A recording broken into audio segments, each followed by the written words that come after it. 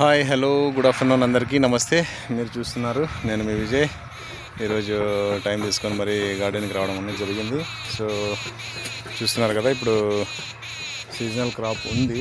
ఆ క్రాప్ ఉంటూ కూడా అప్పుడే మళ్ళీ చెట్లు కాపు రావడం అన్నది జరిగింది విపరీతంగా. సో కొద్దిగా మొన్న వర్షం రాకముందు కొద్దిగా చెట్లు వాడు వచ్చినట్టు అనిపించింది. సో ఇప్పుడు వర్షం వస్తానే మళ్ళీ వాటర్ వేస్తానే ఇప్పుడు నెక్స్ట్ మంత్ క్రాప్ పెట్టాల్సింది. సో ఇప్పుడే ఈ వర్షానికే మరి ఇట్లా ఫ్లవరింగ్ రావడం అన్నది జరిగింది. చూస్తున్నారు కదా ఎంత బ్యూటిఫుల్గా ఉంది. సో చాలా రోజుల తర్వాత మరి గార్డెన్కి రావడం అన్నది జరిగింది.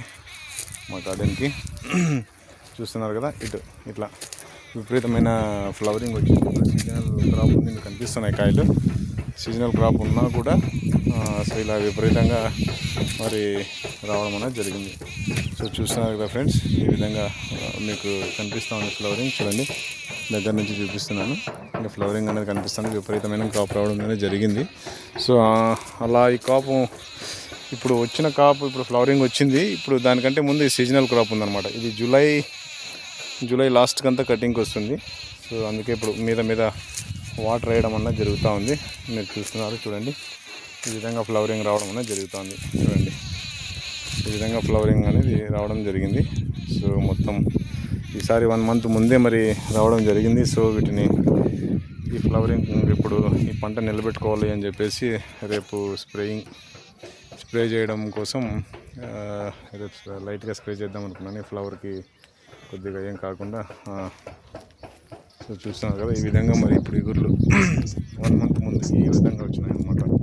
ఒక్కో చెట్టు వచ్చేసి మీకు చూపిస్తాను చూడండి. ఒక్కో చెట్టు చూడండి ఎంత. ఇప్పుడు ఇది సీజనల్ క్రాప్ ఉంది. ఈ చెట్టులో మొత్తం సీజనల్ క్రాప్ అంతా ఉంది. కానీ మళ్ళీ ఫ్లవరింగ్ వచ్చింది చూడండి. సో దీనికోసం రేపు స్ప్రేయింగ్ చేయడం అనేది జరుగుతుంది. సో ఈ విధంగా ప్రతి ఒక్క చెట్టు ఇట్లా ఇప్పుడు వచ్చిందనమాట.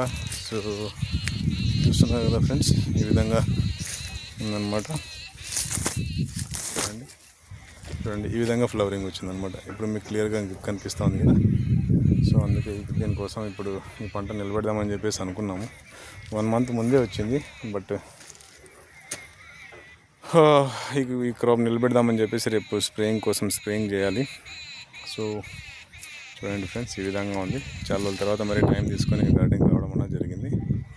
సో వర్షం రావడం, చెట్లు కొద్దిగా వాడు వచ్చిన దానివల్ల మళ్ళీ ఇప్పుడు విపరీతమైన ఫ్లవరింగ్ రావడం జరిగింది.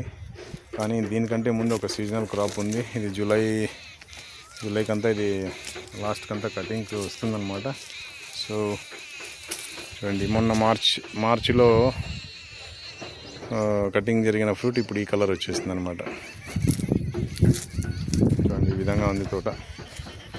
చూడండి ఫ్రెండ్స్, సో చాలా రోజుల తర్వాత మరి టైం తీసుకొని మరి గార్డెన్కి రావడం అన్నది జరిగింది.